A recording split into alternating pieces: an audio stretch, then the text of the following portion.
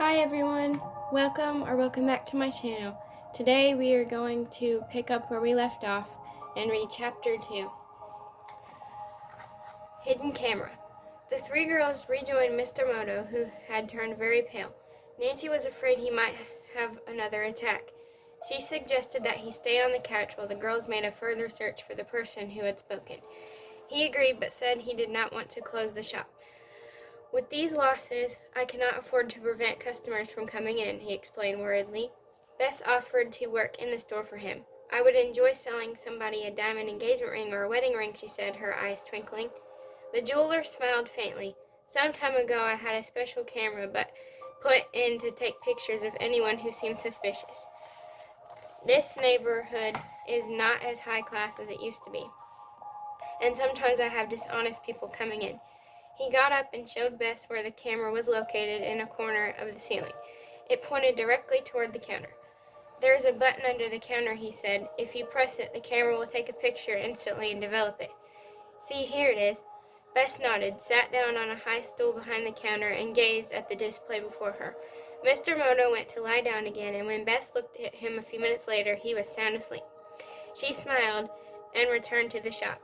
Meanwhile, Nancy and George had gone to hunt for the source of the voice. They could find no shoe prints of the eavesdropper and no noticeable fingerprints. George walked up the driveway between Moto's shop and the next door and questioned pedestrians on the street. None had seen anyone entering or leaving the alleyway. Then she asked people if a man had lingered near the jewelry shop. In each case, the answer was no. Nancy inquired in apartments above the stores. Most of the tenants were apparently out because they did not answer their doorbells. The few who were home had seen nothing. She returned to the rear of the jewelry shop.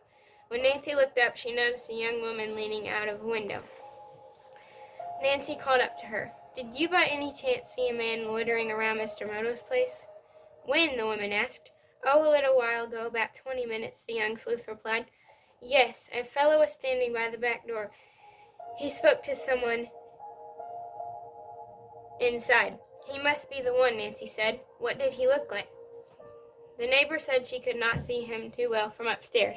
He was rather short and stocky, had very black hair, and wore a gray suit. I'm afraid that's all I can tell you. It's a wonderful identification, Nancy smiled.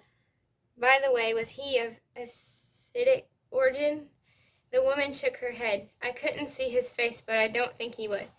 She asked if something was wrong. Nancy replied that the man had called into the shop, then disappeared. This answer seemed to satisfy the woman, and Nancy was glad she did not have to go into further details. The young sleuth now turned up the driveway and met George in the street. Any luck? She asked.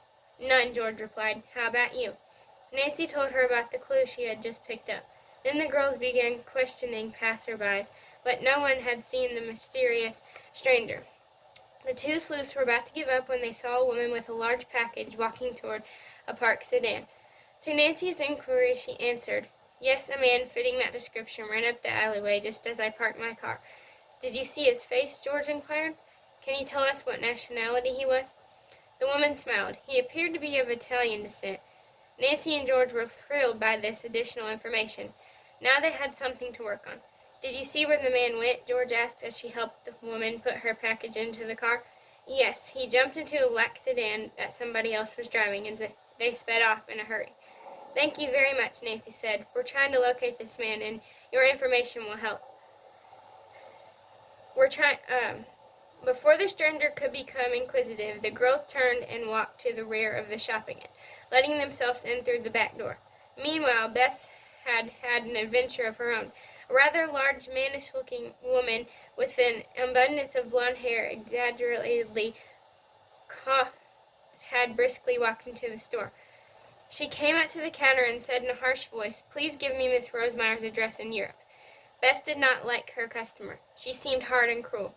I don't know the address, the girl replied. Oh, come now, the woman said. If you work here, you certainly must know what address Miss Rosemeyer left with Mr. Moto. She's in Europe somewhere. I'm a friend of hers and am going aboard. I want to look her up. I'm really sorry, Beth replied, but I truly don't know it. Why don't you come back some other time and talk to Mr. Moto? The stranger was annoyed. Where is Mr. Moto? Get him. He'll give it to me. Bess was beginning to worry. The woman did not look or act like a nice person, and she felt that giving her any further information might not be in the best interest of either Miss Rosemeyer or Mr. Moto. She said, "Please come back another day, perhaps tomorrow." "But I must have the address today," the woman insisted. Bess was not sure she knew how to handle the situation. Finally she said, "I'll tell Mr. Moto you were here. What's your name?" The stranger grew red in the face with anger. "That's none of your business." She's not honest, Bess thought frantically. She's trying to hide something. With trembling fingers, the girl reached under the counter and pushed the button that operated the camera on the ceiling. Trying hard to conceal her nervousness, Bess said, "If you won't leave your name, what shall I tell Mr. Moto?" "Never mind, but you'll be sorry for your stubbornness, you silly girl." With this, the woman turned and hurried out the door. For a moment, Bess stared after her, shocked and surprised. Then she sank down on the stool, trembling. Just then Nancy and George returned. Having found Mr. Moto sleeping, they tiptoed through the back room into the shop. "Oh, am I ever glad to see you," Bess said, her voice shaking. "What's the matter?" George asked, alarmed. Bess poured out her story. When she told about taking the woman's photograph, Nancy said, "Good for you. Maybe the police can identify this person. From what you say, I doubt that she's really a friend of Miss Rosemeyer's." The other girls agreed. Bess looked toward the camera. "Who's going to climb up there and get the picture?" George seemed the most likely candidate, but try as she would, she was unable to reach the camera. At this moment, Mr. Moto walked into the shop. He looked refreshed, and color had come back to his face. He gazed up at George, who was stepping on one shelf and trying to reach another. What are you doing?" he asked in a puzzled voice. Bess took a picture of a woman who claimed to be a friend of Miss Rosemeyer's. "How do you get it?" Mr. Moto smiled. "I will bring a ladder." He disappeared into the back room, and in a few seconds returned with a tall, narrow ladder. It had a hook at the end that fitted over the shelf beneath the camera. "Push that lever on the right," he directed. "The picture will come out the front." George did this, and a photo appeared. She pulled it out, then descended the ladder. She laid the snapshot on the counter, and they all gazed at it. "It's an excellent likeness," Bess remarked.